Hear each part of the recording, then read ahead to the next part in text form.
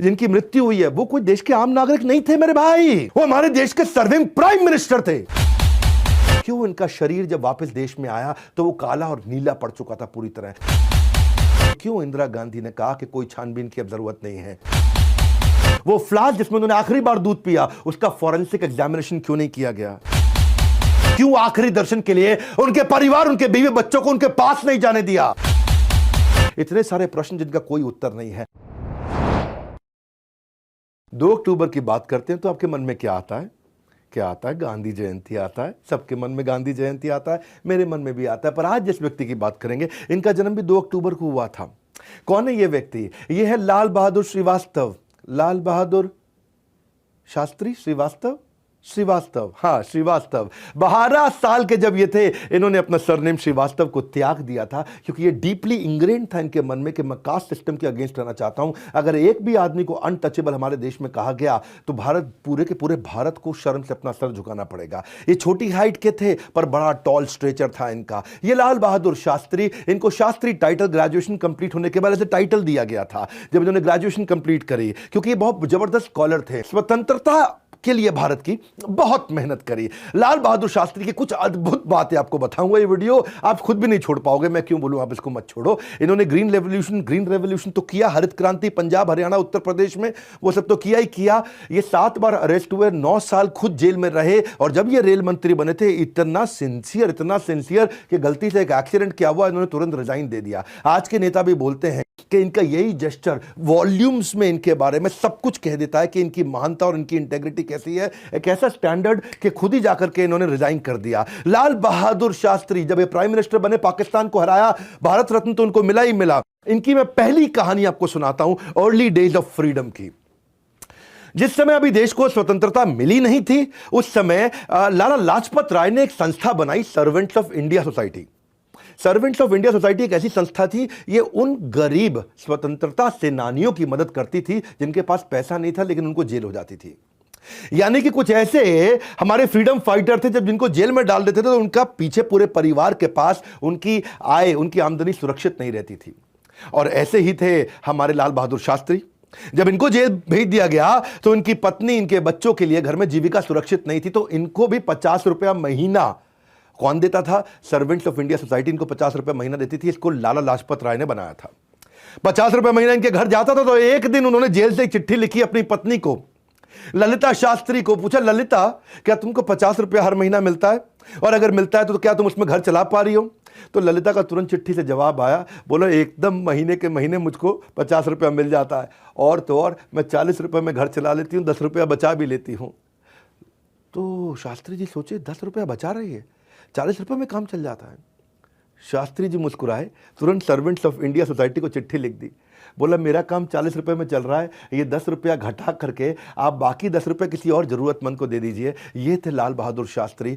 ये इनकी epitome of integrity. इतने ईमानदार थे। जिस समय जेल में थे ना ये अंग्रेज, उस समय शासक थे हमारे देश में, इनको पता चला कि इनकी बेटी बहुत बीमार है, इतनी बीमार है कि हो सकता है वो शरीर ना छोड़ दे। इन्होंने चिट्ठी लिख के रिक्वेस्ट किया कि भाई मुझको अपना घर जाने दीजिए, मैं बच्ची से मिलके आना चाहता हूं, मैं जेल वापस लौटाऊंगा। तो इनको पैरोल पे 21, इन्होंने 15 दिन की छुट्टी मांगी, इनको 21 दिन की छुट्टी दे दी। क्योंकि जेलर इतना इनसे इंप्रेस था ना, ये विनम्र बहुत थे। मैंने बताया ना कॉपीराइट है इनके पास में विनम्रता का। ये कहानियां हर बच्चे को, हर परिवार में, हर जगह दिखा देना भैया। हाँ, इनको 21 दिन की छुट्टी मिली, ये जेल से घर गए। जैसे ही जाकर के बेटी को गले लगाया, बेटी के पास बैठे, थोड़ा मुस्कुराई बेटी इनको देख करके, और उसके बाद बेटी ने शरीर छोड़ दिया। उसी दिन शरीर छोड़ दिया। ये तुरंत गए, उनके लास्ट राइट्स जिसको बोलते हैं, उनका अंतिम संस्कार अपनी बेटी का किया। आंसू बहाए, सब बहुत दुखी थे, क्योंकि बेटी से मिलने के लिए इनको छुट्टी दी। अब बेटी का तो देहांत ही हो गया। तो घर लौटते हुए अपनी पत्नी को रास्ते में बोले कि अब मैं जेल वापस जा रहा हूँ। तो पत्नी ने बोला 21 दिन के लिए आए हो, कुछ दिन तो हमारे साथ रह लो आप। बोला नहीं, मुझे अंग्रेज सरकार ने छुट्टी दी थी बेटी के लिए, अब बेटी ही नहीं रही तो वो छुट्टी लेना मेरे लिए गलत होगा।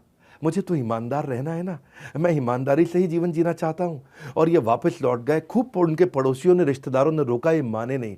ये वापस जेल लौट गए। और जब जेल गए तो वहाँ के जो जेलर थे उन्होंने खुद ही कहा कि आप 21 दिन रह सकते हैं, हमने आपको 21 दिन की छुट्टी दी है।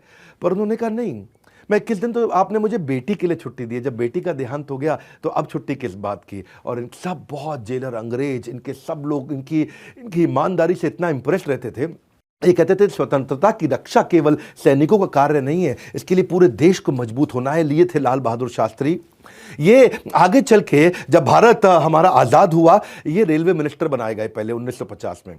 जब ये रेलवे मिनिस्टर बनाए गए, इनकी एक कहानी सुनाता हूं, लोली बट नॉट लोनली। ये मैंने कहानी को टाइटल दिया, बहुत सुंदर कहानी, आपको अच्छा लगेगा। लोली मतलब बिल्कुल लो रहते थे, बिल्कुल विनम्र, नीचे झुक के रहते थे, पर लोनली नहीं थे। हजारों लाखों लोग इनके, करोड़ों इनके साथ रहा करते थे। लाल बहादुर शास्त्री, ये जब इनकी स्पीच थी, ये मुगल राय रेलवे स्टेशन पे थी। ये मुगल राय जंक्शन है, आप जानते हैं मुगल राय जंक्शन जो था, ये वहीं के रहने वाले भी थे। तो उस स्पीच में जब ये स्टेज पे चढ़ने लगे तो उन्होंने देखा कि पूरी भीड़ के अंदर इनकी मां भी खड़ी थी।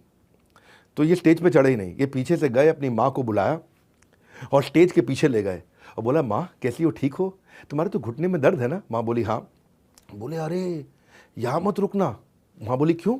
अरे यहाँ पे मंत्री जी आने वाले। बोले कौन से मंत्री? वो रेल मिनिस्टर आने वाला है, आप निकल जाओ यहाँ से, भीड़ भाड़ हो जाएगी, कहीं चोट वोट लग जाएगी अपनों। तो माँ को लौटाया, वापस आए, स्टेज पे खूब स्पीच वीच दी, उतर के जाने लगे। तो पत्रकार ने देख लिया, उनको रोका, बोला आपकी माँ को आप पीछे ले गए, फिर माँ को लौटा दिया, फिर स्पीच देने आए, क्या हुआ? तो बोले मेरी माँ को ना अभी तक पता नहीं है कि मैं रेल मंत्री हूँ, तो मैं चाहता था कि वो चुपचाप चली जाए। उनको लगता है मैं रेलवे के अंदर एक छोटा सा सरकारी मुलाजिम हूँ, एक छोटी जूनियर नौकरी करता हूँ। तो बोला बता देना चाहिए था, वो कितना गर्वित महसूस करती, मेरा बेटा मिनिस्टर है। बोले वो ठीक है, लेकिन I didn't wanted my mother to get arrogant. मैं नहीं चाहती उनके अंदर अहंकार आ जाए। हाँ, क्योंकि हो सकता है मुझे वो कोई ना कोई काम रेकमेंड करे, किसी इंसान को रेकमेंड करे जिसको मैं बाद में मना नहीं कर पाऊंगा, और वो मेरे लिए बहुत तकलीफ हो जाएगी। ऐसे ज़बरदस्त व्यक्ति थे कि जब आगे चल करके होम मिनिस्टर बने 1960 के आसपास। 1960 में जब ये होम मिनिस्टर बने तो लाल बहादुर शास्त्री के जो बेटे थे वो वहीं स्कूल में दिल्ली में पढ़ा करते थे, और टांगा के अंदर, रिक्शा के अंदर स्कूल जाया करते थे, बहुत दूर स्कूल होता था इनका। तो एक बार उनके बेटे ने आकर के बोला, पिताजी आप तो हमारे देश के होम मिनिस्टर हैं। बोले हाँ। बोले आप होम मिनिस्टर हैं, हमको टांगे में जाना पड़ता है, आपकी सरकार के अंदर छोटे मोटे मिनिस्टर भी गाड़ियों में उनके बच्चे आते हैं, आपके यहाँ जो सेक्रेटरी है उसके बच्चे भी गाड़ियों में आते हैं, और हमको टांगे में जाना पड़ता है। ये क्या बात हुई? तो बिल्कुल गलत तरीका हुआ। जब वहां पे कोई जूनियर लोग भी अपनी गाड़ियों में भेज रहे हैं तो हमको भी तो गाड़ी में भेज सकते हैं, आपके पास तो गाड़ी है। तो तुरंत उन्होंने जवाब दिया, माई कार इज अहंकार। हाँ, ये सोचना कि वो मेरी गाड़ी है, माई कार इट इज अहंकार। अहंकार मतलब क्या हुआ कि भाई वो मेरी गाड़ी नहीं है, वो होम मिनिस्टर की गाड़ी है, मैं अलग हूं, होम मिनिस्टर अलग है, तुम मेरे पुत्र हो, तुम होम मिनिस्टर के पुत्र नहीं हो, तुम लाल बहादुर शास्त्री के पुत्र हो। Lal Bahadur Shastri was a man of integrity and competence. Indira Gandhi उनकी बहुत तारीफ करती थी कि हम्बल थे, टॉलरेंट थे, और इनके अंदर इनर स्ट्रेंथ इतनी थी, और आम आदमी से कनेक्ट कर पाते थे, क्योंकि वो मंत्री बनने के बाद, प्रधानमंत्री बनने के बाद भी आम आदमी थे। उनकी ना फीलिंग थी सर्विंग नॉट बीइंग सर्व्ड। वो सेवा करना चाहते थे, सेवा लेना नहीं चाहते थे। एक बार होम मिनिस्टर रहते वो कोलकाता की जब फ्लाइट पकड़ने के लिए निकले, वो इतना लेट हो रहे थे, इतना लेट हो रहे थे, उनको लगा फ्लाइट मिस हो जाएगी। और तब उनके साथ में दिल्ली के कमिश्नर ऑफ पुलिस भी साथ में ट्रैवल कर रहे थे। कमिश्नर ऑफ पुलिस बोले बहुत सिंपल है सर, मैं ये रश आवर है, ट्रैफिक का आपको दिक्कत हो जाएगी, मैं सायरन के साथ में आगे गाड़ी की पूरी कॉन्वॉय लगा देता हूं, वो करते आपको ले जाएगा, सारा ट्रैफिक रुकेगा और आप फट से एयरपोर्ट पहुंच जाएंगे, 10 मिनट में एयरपोर्ट पहुंचा देंगे, नहीं तो आपको 1 घंटा लग जाएगा। लाल बहादुर शास्त्री ने मना कर दिया। वो बोले मैं तो 10 मिनट में एयरपोर्ट पहुंच जाऊंगा, लेकिन कम से कम 10,000 लोग जो इस समय ऑफिस आवर्स में घर लौट रहे हैं, उनका 1 घंटा खराब हो जाएगा, और 10,000 लोगों का 1 घंटा मतलब अपने 10 मिनट बचाने के लिए मैं लोगों के 10,000 घंटे खराब नहीं कर सकता। उनको वीआईपी मूवमेंट के सख्त खिलाफ थे, अपने आप को आम आदमी की तरह देखना चाहते थे। शास्त्री जी आगे चल के 2nd प्राइम मिनिस्टर बने हमारे देश के। जवाहरलाल नेहरू के बाद में 27 मई 1964 को उनका देश के दूसरे प्रधानमंत्री, ये लाल बहादुर शास्त्री की कहानी है, सुनिएगा आगे। 9 जून 1964 को उन्होंने गुलजारी लाल नंदा से, जिनके पास एक टेम्पररी रिस्पॉन्सिबिलिटी थी, प्रधानमंत्री की पोजीशन रिसीव करी। प्रधानमंत्री बनने के बाद भी वो वैसे ही थे, epitome of morality, epitome of morality as a prime minister. 19 महीने तक प्राइम मिनिस्टर रहे। क्या हुआ, एक बार लाल किले के पास उनकी पत्नी और बच्चों के साथ में उनको एक पत्रकार ने देख लिया। अच्छा, पत्रकार क्या देखता है, डीटीसी की बस, जो दिल्ली ट्रांसपोर्ट कॉर्पोरेशन मतलब सरकारी बस, उससे उतर के अपना लाल किला जा रहे और वहां बच्चों को जो है ना चुस्की आइसक्रीम खिला रहे। तो पत्रकार उस दिन तो कुछ नहीं बोला, बाद में जब उनको मिला, बोला शास्त्री जी मैंने आपको सरकारी बस डीटीसी के अंदर देखा लाल किला जाते वक्त, और संडे का दिन था शायद, आज से 2 महीना पहले। बोला ठीक बात है, देखा आपने मुझको, हो सकता है। बोला आप कहाँ सरकारी बस में घूम रहे थे? तो बोले देखो ऐसा है, मेरे पास गाड़ी नहीं है तो मैं सरकारी बस में ही जा। बोला गाड़ी तो है आपके पास ना? वो मेरी गाड़ी नहीं है, हाँ, वो प्राइम मिनिस्टर की गाड़ी है। हाँ, वो मेरी गाड़ी नहीं है। अभी मैं अपनी पत्नी और बच्चों को लेकर के जा रहा था, तो इसीलिए जब मेरे पास गाड़ी नहीं है तो मैं तो बस में ही जाऊंगा ना, आम आदमी की तरह में। तो लोग इतना हैरान होते थे। अच्छा, इस बात से लेकर के उनकी पत्नी शर्मिंदा हो गई, बोला ऐसा जवाब काहे दे दिया आपने पब्लिक में जा करके, हमारी भी बेइज्जती करा दी आपने। तो लाल बहादुर शास्त्री ने बड़े प्रेशर में आके परिवार के 12,000 रुपये का लोन लेकर के एक फिएट गाड़ी उन्होंने लोन पे ली अपने लिए। इतने सिंपल व्यक्ति थे, इतने सिंपल व्यक्ति थे कि एक दिन केरोसिन का तेल लेने के लिए, अच्छा प्रधानमंत्री केरोसिन का तेल लेने के लिए पहुंच गए। राशन कार्ड से लेके राशन लिया जाता था, तो वहां दुकान पर जाके लाला जी को बोले भाई केरोसिन का तेल दे दो। बोला राशन कार्ड दीजिए, लीजिए राशन कार्ड, क्या नाम है? बोले लाल बहादुर शास्त्री। तो वो बेचारा बोला कि अच्छा अब तुम कहोगे कि तुम प्रधानमंत्री भी हो? तो वो थोड़ा चुप हो गए। है जी, लाल बहादुर शास्त्री? बोला हाँ मैं प्रधानमंत्री हूं। तो हंसने लग गए, ए छोटू प्रधानमंत्री, इतना हंसने लग गए जोर जोर से। अब वो जो है बनिया बेचारा केरोसिन का तेल देने की जगह मजाक उड़ा रहा था। बहरहाल जब कनस्तर के अंदर तेल डाला तो पीछे से सिक्योरिटी भागती हुई आई और तेल का ड्रम उठाया, तब उसको समझ में आ रही इतनी सिक्योरिटी भागती हुई आई इनकी। एक्चुअली सिंपल धोती कुर्ते में रहने वाले उनकी सिंप्लिसिटी के कारण उनके बेटे कहा भी करते थे कि लाल के हमारे जो शास्त्री जी थे उनको हमेशा मिसजज कर लिया जाता था। सुनील शास्त्री उनके बेटे, उनके बारे में कई बार कहते हैं कि कॉमनली उनको समझ लिया जाता था कि ये प्रधानमंत्री नहीं है हमारे देश के। 1964 की कहानी सुनाता हूं आपको। जब प्रधानमंत्री के बेटे Anil Shastri saint Columba's school में पढ़ रहे थे, तो वहां पेरेंट टीचर मीटिंग हुआ करती थी उस समय। तो पेरेंट्स को रिपोर्ट कार्ड लेने होता था, वो जाना पड़ता भाई रिपोर्ट कार्ड लेना बेटे का। तो अनिल शास्त्री 1964 में जब वो सेंट कोलंबस स्कूल में पढ़ रहे थे, तो रिपोर्ट कार्ड लेने का समय आया तो शास्त्री जी पहुंच गए स्कूल। अच्छा, जब सिक्योरिटी गार्ड ने देखा अरे अरे प्रधानमंत्री खुद आए हैं, रिपोर्ट कार्ड, भागा अंदर दबड़ दबड़ दबड़ जाकर के प्रिंसिपल को, टीचर को, सबको ले आया, गेट खोल दिया, बोला गाड़ी अंदर ले आए। शास्त्री जी बोले गाड़ी अंदर नहीं लाऊंगा, बाहर ही लगाऊंगा। हाँ, और वहीं उनको जो है ना फटाफट प्रिंसिपल टीचर सब भागे, उनको नीचे बैठा दिया, बोला आप यहाँ एक कमरे के अंदर बैठ जाइए, क्योंकि इनकी क्लास तो 3rd फ्लोर पे है, टीचर अपने आप आ रही है रिपोर्ट कार्ड देने के लिए। बोलो आपने इसलिए मुझे बिठाया? शास्त्री जी उठ गए, बोलो नहीं नहीं मैं 3री मंजिल चढ़ के जाऊँ। बोलो कोई लिफ्ट नहीं है, चढ़ के जाऊँगा, क्या समस्या है? तो वो धीरे धीरे अपना शास्त्री जी चढ़ करके 3री मंजिल पर जब चढ़ के पहुंचे तो वहाँ उसकी क्लास के बाहर पहुंचे अपने बेटे की, और क्लास के बाहर पहुंचे तो वो बहुत लंबी लाइन लगी हुई। अच्छा, वो लाइन से आगे जब उनको लेके जाने लगे तो फिर आकर के लाइन के पीछे लग गए। बोलो नहीं नहीं, लाइन से क्यों तुड़वा रहे हैं? प्रधानमंत्री देश का अपने बेटे की रिपोर्ट कार्ड लेने के लिए स्कूल के बच्चों की पेरेंट्स की लाइन में जाकर के लगे, 1 घंटा वेट किया और रिपोर्ट कार्ड लिया।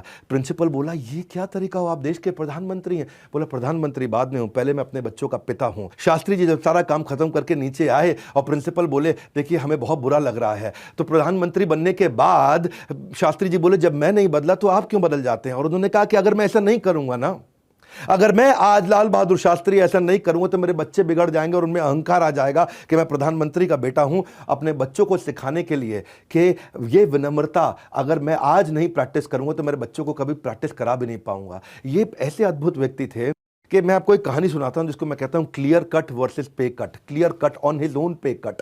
इनको सरकारी गाड़ी as a prime minister Chevrolet Impala मिली हुई थी। शेवरोले इम्पाला उस समय बड़ी अच्छी गाड़ी लगती थी। उनके बेटे अनिल शास्त्री को बड़ा मन था कि भाई ये गाड़ी किसी दिन चलाऊंगा। अच्छा, पिताजी देते नहीं थे गाड़ी, नहीं नहीं ये गाड़ी सरकारी आप नहीं चला सकते। तो एक दिन पिताजी कहीं मीटिंग में थे, प्रधानमंत्री ये पीछे से आए, अपना गाड़ी वाड़ी निकाली और ले करके घूम फिर करके आए और वापस लाके गाड़ी लगा दी। अब बेटे ने जब गाड़ी पार्क कर दी, अगले दिन पिता को पता लग गया, शास्त्री जी को समझ आ गया लग रहा है कुछ गड़बड़ है, गाड़ी इस्तेमाल हुई। तो ड्राइवर ने बताया हाँ आपका बेटा ले गया था।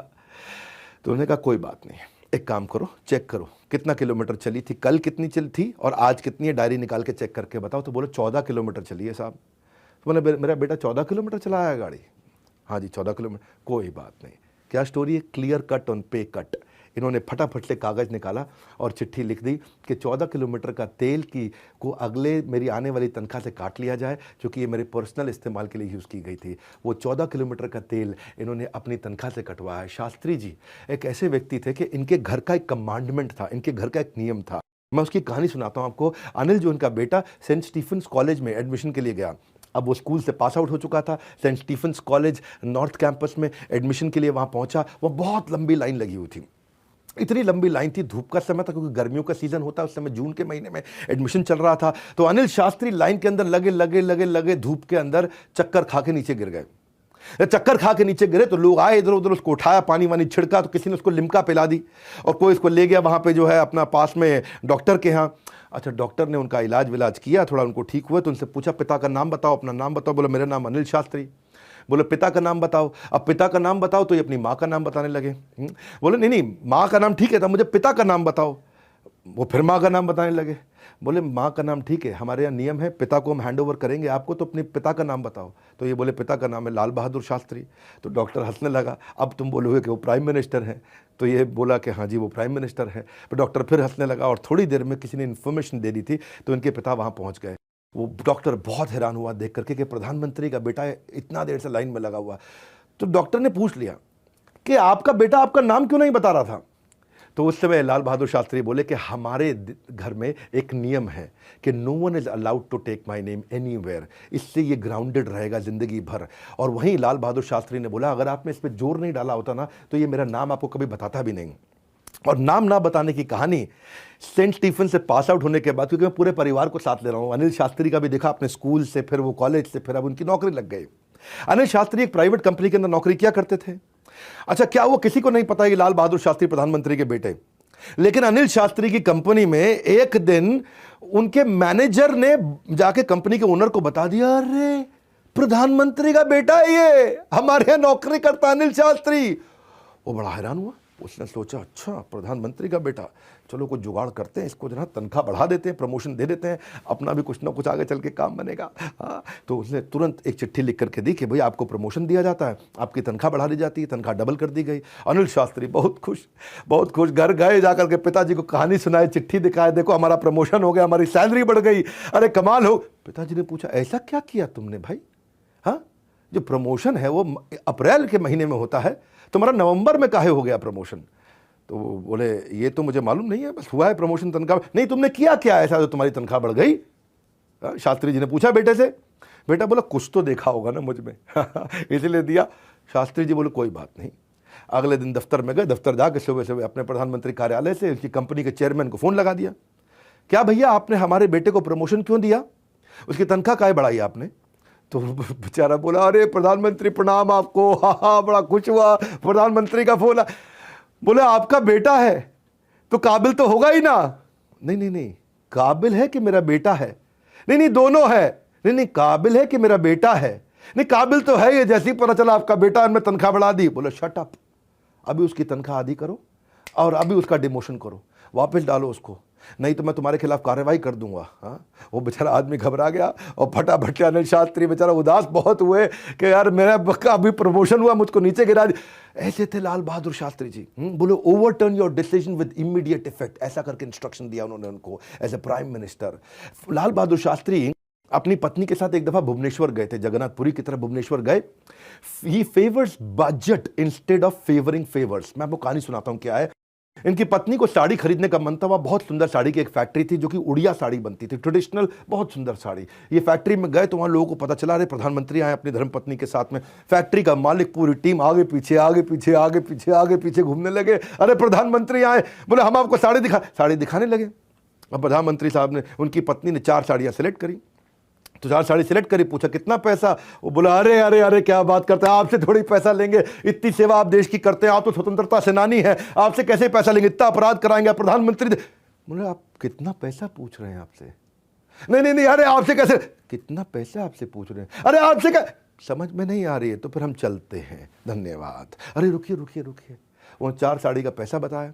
जब 4 साड़ी का पैसा बताया तो शास्त्री जी एकदम उनके पसीने छूटने लगे, तो बहुत महंगी साड़ी है। हाँ, तो उन्होंने अपनी पत्नी को समझाया, कोने में ले जाकर 3 साड़ियाँ वापस रखवाई और अपने बजट में 1 साड़ी आती थी, 1 साड़ी उठाई और निकल दी। इसको बोलते हैं फेवर्स द बजट। हाँ, instead of favouring the favours, वो किसी से फेवर नहीं लिया अपनी ज़िंदगी के अंदर। वो ऐसा है जी, एक ऐसे व्यक्ति हैं जो लोगों को रिकॉग्नाइज करना चाहते हैं, not being recognised by them. लोग उनको पहचान ना लें लेकिन उनको रिकॉग्निशन देना चाहते हैं। एक दफ़ा इनका कॉन्वॉय जब जा रहा था, इनका इच्छा हुआ कि गन्ने का जूस पिए। ठेले पे गन्ने का जूस वाला बैठा दिल्ली में, तो उन्होंने कहा गन्ने का जूस पीना है। तो उनकी सिक्योरिटी ने बोला अभी लेके आते। ना ना ना, अरे तुम जाओगे, इतने सारे ब्लैक कैट कमांडो, वो बेचारा वैसे ही घबरा जाएगा और जूस तो है, पैसा भी नहीं ले पाएगा। बोले क्या किया जाए, तुम गाड़ियां दूर लगाओ, मैं पैदल जाता हूँ, धोते कुर्ते में, मैं इतना आराम से जाकर जूस पीऊंगा, पहचानेगा भी नहीं, काम भी। छोटे थे शास्त्री जी, अपना आराम आराम से धीरे धीरे चलते हुए गए ठेले पे जाके बोले भैया जूस। जैसे ही ठेले वाले ने देखा हैरान हो गया, जमीन पे लेट गया। शास्त्री जी आए हैं, शास्त्री जी आए, जय जवान जय किसान जय। और बहुत हैरान, वो एकदम पैर पे जाके उनके लेट गया। और शास्त्री जी जो है ना, बहुत उनको वो फील हुआ, उसने बड़े मन से सबको जूस पिलाया और सबका मतलब इतना प्रेम दिया उसने। ये थे शास्त्री जी हमारे। ये इंडिया यूनाइटेड विद शास्त्री व्रत। एक इस बात को ध्यान से सुनना, शास्त्री व्रत क्या होता है आज आपको बताते हैं। इस समय जब इंडिया पाकिस्तान का युद्ध चल रहा था तो खाने की एक्यूट शॉर्टेज हो गई थी, ये कहीं कहीं लोगों को पता होगी। इसको शास्त्री व्रत की कहानी बोली जाती है। इतना खाने का शॉर्टेज हो गया, पड़ा देश में बड़ी दिक्कत हो गई और अमेरिका ने धमकी दे दी, लड़ाई बंद करो, तुमको खाना देना बंद कर देंगे। लाल बहादुर शास्त्री जी ने क्या किया, सोचे यार खाना कम पड़ जाएगा देश में, क्या किया जाए। अपने घर में गए, सबको इकट्ठा करके बैठा दिया। बोला आज से हमारे घर के अंदर रात को खाना नहीं बनेगा, दिन में एक बार खाना खाएंगे, और जो बच्चे हैं उनको शाम को, एक हफ्ते तक शाम का चूल्हा नहीं जलेगा, लेकिन बच्चों को शाम को केला और दूध मिल सकता है। एक हफ्ता सबने किया, घर के अंदर शास्त्री व्रत का पालन किया गया। शास्त्री जी ने बोला तो करना है भैया, पिताजी ने बोला तो करना है। सब के सब अपना एक हफ्ता कोई एक ही दिन का खाना खाया और शाम को सबके सब चुपचाप अपना सो जाए। एक हफ्ता ऐसा करने के बाद शास्त्री जी ने देखा कि सबके सब ठीक है, सबको कोई दिक्कत नहीं हुई, ना कोई बीमार हुआ, ना कोई समस्या हुई। ये गए फटाफट से रेडियो स्टेशन पहुंचे, हमारे देश का जो सरकारी रेडियो स्टेशन, वहां जाकर के उन्होंने अनाउंसमेंट किया कि मैं चाहता हूं इस समय देश हित के लिए आप सबकी मुझे बहुत ज़रूरत है। पूरे देश को यूनाइट किया उन्होंने और बताया अपनी कहानी कि एक हफ्ता कैसे उन्होंने व्रत रखा। बोले कि पूरे देश को 15 दिन के लिए मैं चाहता हूं दिन में एक बार खाना खाएं ताकि हम इस शॉर्टेज से निकल जाएं। हमें अपने दुश्मन से इस समय लड़ना है और मुझे आपके साथ की ज़रूरत है। पूरे देश ने इनका साथ दिया। उस दिन से पूरा देश इस व्रत को शास्त्री व्रत के नाम से जानता है। ये कहते हैं कि I had always felt uncomfortable कि मैं लोगों को बोलूं और खुद उसका पे अमल ना करूं। दूसरों को सलाह देने और खुद अमल ना करने के बारे में मेरे मन में हमेशा असहजता रहती थी। ये लाल बहादुर शास्त्री कहा करते थे। ये कहते हैं डिसिप्लिन और यूनाइटेड एक्शन, यही रियल स्ट्रेंथ होती है एक देश की, और वो यूनाइटेड एक्शन उन्होंने लिया है। ये कहते हैं कि मैं भारत देश से, मैं अपनी मां भारत से, मैं मां भारती से ऐसे लिपटा हूं जैसे एक बच्चा अपने मां के स्तन के आसपास जाकर लिपट जाता है, क्योंकि उसको महसूस होता है कि ये मुझको ताकत देगी। ऐसे ही मेरी मां भारती मुझको ताकत देती है। ये थे हमारे लाल बहादुर शास्त्री। उन्होंने देश को यूनाइट किया शास्त्री व्रत से। मैं बड़ा इंस्पायर्ड रहा हूं, हमेशा शास्त्री जी से इतना इंस्पायर्ड रहा हूं। मैंने भी सोचा कि हम देश को, हमें भी तो लोगों को जोड़ना है। कैसे जोड़ना है? हम बिजनेस कम्युनिटी के कारण जोड़ सकते हैं। तो मेरे मन में एक बीच में एक ऑफ ट्रैक जाऊंगा 5-10 सेकंड के लिए, आपको बताता हूं कि हमने एक ऐसी बड़ा बिजनेस की कम्युनिटी बना दी है जिसमें हम देश के एंटरप्रेन्योर्स को साथ में जोड़ते हैं। उन्होंने शास्त्री व्रत से जोड़ा है, या बिजनेस कम्युनिटी विद बड़ा बिजनेस से हमने उनको जोड़ा है। भाई अगर आपको फोटो वोटो भेजनी है फेसबुक इंस्टाग्राम पर करें टैप, हाँ, लेकिन बिजनेस के रंग में रंगना है तो इंस्टॉल करें हमारी कम्युनिटी ऐप। हमने एक ऐसी बड़ा बिजनेस कम्युनिटी ऐप बनाई। इंस्टाग्राम, फेसबुक और रील स्क्रॉल करते रहोगे मेरे भाई तो ये आपका समय और दिमाग दोनों को खोखला कर देगा। You want to be productive, लेकिन then you have to master your minutes. It's simple, time is what we want but we are very very worst around it. हमने बड़ा बिजनेस की एक ऐसी अप्रोच बनाई है, दुनिया की पहली बिजनेस कम्युनिटी ऐप बना दी है। आज आप डाउनलोड कर लेना, आप जाकर के देखना। SMEs, entrepreneurs, learn and grow, investor, startup, management, professor, जैसे फेसबुक चलता है, इंस्टाग्राम चलता है, वैसे ही हमने ये ऐप बनाई। अभी 2 महीना पहले बनाई। इस ऐप को हम डेली इंप्रूव कर रहे हैं। लाखों लोग आ चुके हैं। इस ऐप को फेसबुक की तरह ही आप इस्तेमाल कर पाएंगे, इंस्टाग्राम की तरह इस्तेमाल करेंगे, लेकिन रहेंगे कौन? केवल एंटरप्रेन्योर। वो फिल्मी फोटो ऐसा करके चुम्मी बाहर निकाल करके समुद्र के किनारे खींचना हो तो इंस्टाग्राम पे जाइएगा, बिजनेस सीखना हो तो बड़ा बिजनेस ऐप पे आइएगा। बड़ा सरल है, इंस्टाग्राम की भी जरूरत है और बड़ा बिजनेस कम्युनिटी ऐप की भी जरूरत है। आपको skill, technology, management, digital marketing, investing, HR, कुछ भी सीखना है, बिजनेस शुरू करना है, बिजनेस खड़ा करना है, बड़ा करना है, सब कुछ सीखना है। वहां कुछ भी इररिलेवेंट नहीं है, बड़ा फोकस्ड है। आप दुनिया भर के ऐप पे जाकर के 3 घंटा लगाओगे और यहां पे आकर के केवल 15 मिनट लगाओगे, आपको बहुत वैल्यू, आपको फर्क समझ में आ जाएगा। बहरहाल शास्त्री जी की वापस बात करते हैं, बहुत मजा आ रहा है। ऐप डाउनलोड कर लेना। ये रियल मैन ऑफ प्रिंसिपल थे। रशिया ने इनको इनवाइट किया एक दफा। ये रशिया गए, वहां पे ऑफिशियल टूर पे। इनकी धर्मपत्नी बोली मुझको भी जाना है, तो बोले प्रधानमंत्री को बुलाया। प्रधानमंत्री की धर्मपत्नी को नहीं बुलाया। बोले लेकिन मेरे भी इच्छा है। ठीक है, इन्होंने अपने पर्सनल तनख्वाह से पैसे निकाले, उसकी टिकट कटाई, अपनी पत्नी की, उनको ले गए रशिया। और रशिया जब गए वहां पे तो उन्होंने इनके स्वागत में खूब रंगारंग कार्यक्रम रखे। वहां रशियन ऑफिशियल ने एक बैले डांस ऑर्गेनाइज किया। वहां बोल्शोई नाम का थिएटर होता है कैसा, वहां पे बैले डांस बहुत अच्छा चल रहा। अच्छा, अंधेरा हो जाता पूरे हॉल के अंदर और वहां पे बैले डांस, आप समझ रहे हैं, वो चल रहा होता है और बैले डांस चल रहा, अंधेरा हो। जैसे ही बत्ती जली तो देखा शास्त्री जी वहां है नहीं, उनकी कुर्सी खाली। तो इनकी सिक्योरिटी में हड़कंप मच गया, सारे उधर भाग के देखने लगे और बाहर गए, ढूंढा शास्त्री जी, देखा पार्क में जाके बेंच पे अपना बैठ के डायरी पे कुछ लिख रहे। पत्नी आई, सिक्योरिटी आई, पूछे क्या कर रहे हैं? तो शास्त्री जी बोले कि भाई देखो, मेरे को सिंपल सी बात है, नित्यांगना जो वहां थी उनकी टांगे नंगी थी, उन्होंने पूरे कपड़े पहने नहीं थे। मनोरंजन की दृष्टि से उन्हें देखना ये मेरा और मेरी धर्म पत्नी का और उन सारी स्त्रियों का घोर अपमान होगा, और अपनी धर्म पत्नी जो मेरे साथ बैठी है उसका कितना बड़ा अपमान होगा। तो शास्त्री जी ऐसे व्यक्ति, उनके जैसे प्रधानमंत्री मुझे नहीं लगता कि न कभी आए हैं न कभी आएंगे, न भूतो न भविष्यति। इन्होंने जो वो गाड़ी खरीदी थी ना, मैं उसकी एक बात आपको जरूर जाते जाते बताना चाहता हूँ। इसकी कहानी का नाम है paying the interest versus conflict of interest. क्या मतलब हुआ?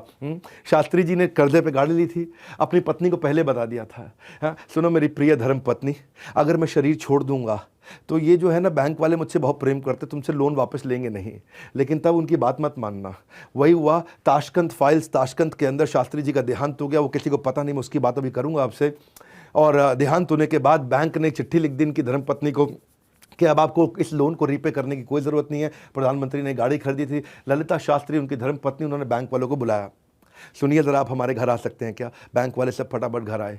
बोले मेरे पति ने मुझे पहले ही बता दिया था, शास्त्री जी हमें पहले ही बोल गए थे कि आगे चल के तुम मुझसे लोन माफ़ कराने की बात करोगे।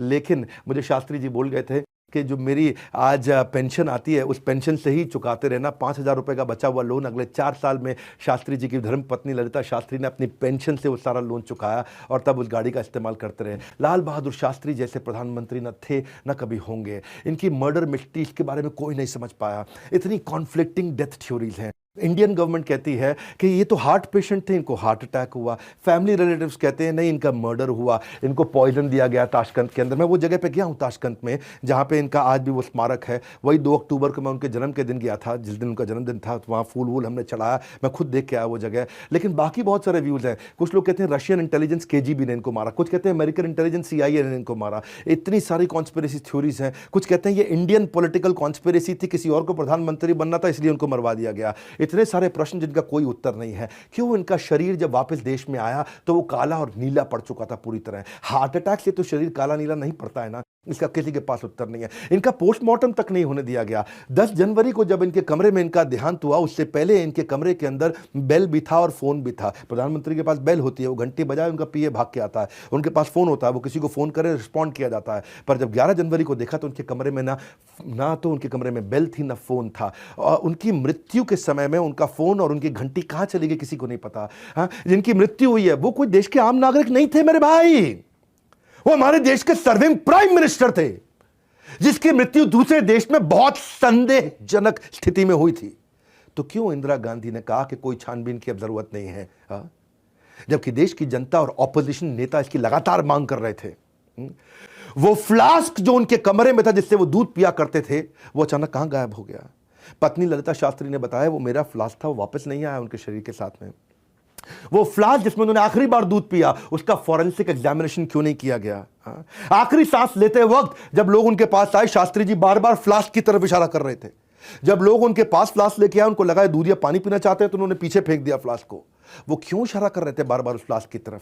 जब उनका पार्थिव शरीर भारत में आया, उनके चेहरे पे नीले और काले दाग देखने के बाद जब पूछा गया तो आनंद फानन पे उनके चेहरे पे फटाफट चंदन मल दिया गया। क्यों आखिरी दर्शन के लिए उनके परिवार, उनके बीवी बच्चों को उनके पास नहीं जाने दिया? क्यों उनके शरीर को नहलाने के समय में दोनों बेटों को उनके पास नहीं आने दिया? बहुत सारे प्रश्न हैं। उनकी गर्दन के पास में छेद था जिसमें से खून निकल रहा था। उसके अलावा उनकी पेट पे भी कुछ सर्जिकल मार्क्स थे, निशान थे, जिसका किसी ने कोई जवाब नहीं दिया। सारे जितने चश्मदीद गवाते, हेल्पर, होटल स्टाफ, वहां पे जो डॉक्टर थे, सिक्योरिटी, कुक्स, आज तक कोई किसी ने कभी मीडिया में आके बात नहीं करी। क्यों किसी ने कोई बात नहीं करी आज तक? उनकी घटना के कुछ सालों के बाद केवल 2 ही चश्मदीद गवाह थे। एक थे डॉक्टर RN चुग जो उनके पर्सनल फिजिशियन थे, और दूसरे थे रामनाथ, उनके अपने PA। एक दफा जब एक कमेटी बिठाई गई और उन दोनों को कमेटी में आकर के अपना बयान देने के लिए कहा गया, उसी समय दोनों की अलग अलग जगह पे एक ट्रक के साथ एक्सीडेंट होकर मृत्यु हो गई। ये अचानक ही कैसे हो गया सब कुछ? TN कॉल जो इस समय भारत के एम्बेसडर थे, इनकी डेथ के बाद, प्रधानमंत्री की डेथ के बाद में उनका अचानक प्रमोशन हो गया। 30 दिन के अंदर उनका बड़ा प्रमोशन हो गया, उनके लिए ताली बजाई जा रही थी। यही वो व्यक्ति थे TN कॉल जो लगातार बोल रहे थे कि पॉइजन थ्योरी गलत है, इन्हें कोई पॉइजन नहीं दिया गया। कुलदीप नायर जो PM के मीडिया एडवाइजर थे, उनको 4-5 बार उन्होंने फोन करके धमकी दी कि पॉइजन थ्योरी को अखबार में आने नहीं देना है। क्योंकि अच्छा, पूरी घटना के जो प्राइम सस्पेक्ट थे मोहम्मद जान, जो उनके रसोइया थे, वो उनके रसोइया नहीं थे, वो कॉल के रसोइया थे। लेकिन कॉल के रसोइया होने के बावजूद उस दिन, देहांत वाले दिन, उनकी डेथ के दिन का खाना और दूध इसी ने बनाया था। उसके बाद से वो कभी मिला क्यों नहीं आज तक? रशियन ऑफिसर्स ने उसको, मोहम्मद जान को गिरफ्तार कर लिया, हमारी सरकार ने मोहम्मद जान को छुड़वा दिया, बोला नहीं नहीं हम इसकी गारंटी लेते हैं, ईमानदार आदमी है। क्यों? टीएन कॉल का वो पर्सनल शेफ था, और उसके बाद वो कहां गायब हो गया किसी को नहीं पता। क्यों? उनके देहांत के अगले दिन रशिया से उनको छुड़ाने के बाद आज तक वो कभी नहीं दिखाई पड़ा। क्यों?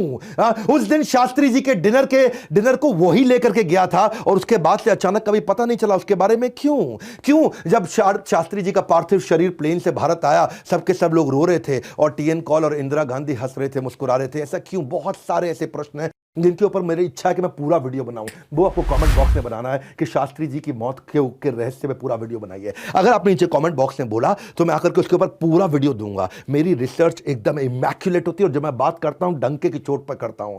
और जाने से पहले मेरी एक इच्छा है, एक इंपॉर्टेंट अनाउंसमेंट भी मुझे आपको देना है। Important announcement before I close. क्या है अनाउंसमेंट? जैसे कि मैंने आपको स्वामी विवेकानंद जी के वीडियो में पिछले इतवार को बताया था, वैसे अब हर इतवार को खड़े होकर पावरफुल वीडियोस लेकर के आ रहा हूं मैं। अब मैं कई सालों के बाद अपना एक high power motivational physical event लेकर के आया हूं। इसका नाम है बिजनेस कोचिंग प्रोग्राम। उसका मुझे इंफॉर्मेशन आपको देना जरूरी है। वो 3, 4, 5 जून को होने जा रहा है, Friday, Saturday, Sunday, Thyagaraj stadium के अंदर। इसकी सारी टिकट्स बिक चुकी हैं, बस जो बचा है केवल कुछ वो डायमंड सीट, रॉयल डायमंड और बड़ा बिजनेस लाउंज, ये 3 कैटेगरी की सीट्स बची हैं। बाकी पूरा स्टेडियम भर चुका है। 3 दिन सुबह से शाम तक लोग मेरे साथ रहने वाले हैं और बिजनेस के सारे गुण हाई पावर सेमिनार में मुझसे आकर के सीखेंगे। अगर आप मुझसे मिलना चाहते हैं, सेल्फी लेना चाहते हैं, बिलियनियर से सीखना चाहते हैं, हमारे इवेंट्स के बारे में मुझे बेचने की जरूरत नहीं। ये पूरा देश जानता है कि हमारे इवेंट्स कितने पावरफुल होते हैं। बराबरी कोई नहीं कर सकता है हमारे यहाँ, क्योंकि बिजनेस की वो हमारी डॉक्टरी है, उसमें हमारी एक्सपर्टीज है। बोर्ड लाइन नंबर फोन करके पता कर लेना कि भाई diamond seat, royal diamond seat और बड़ा बिजनेस लाउंज ये क्या होता है। बड़ा बिजनेस लाउंज वो होता है जहाँ आप फर्स्ट रो में आकर के बैठते हैं और बिलियनियर प्रोफेसर्स के साथ आकर लाउंज में हमारे साथ में बैठते हैं। ये 3 कैटेगरीज बची हैं, इसके बारे में आप पता कर लीजिएगा। बहरहाल शास्त्री जी के बारे में नीचे कॉमेंट बॉक्स में मुझको बताइए और किसके बारे में वीडियो देखना चाहते हैं, और इस वीडियो को देश में फैला दीजिए, सबको दिखा दीजिए इस वीडियो को कि हमारे देश का नेता कैसा हो, शास्त्री जी जैसा हो। हमारे साथ जुड़े रहने के लिए, वर्ल्ड के नंबर 1 एंटरप्रेन्योर यूट्यूब चैनल पे आने के लिए आप सबका विनम्रता पूर्वक हाथ जोड़ के प्रेम पूर्वक बहुत बहुत धन्यवाद।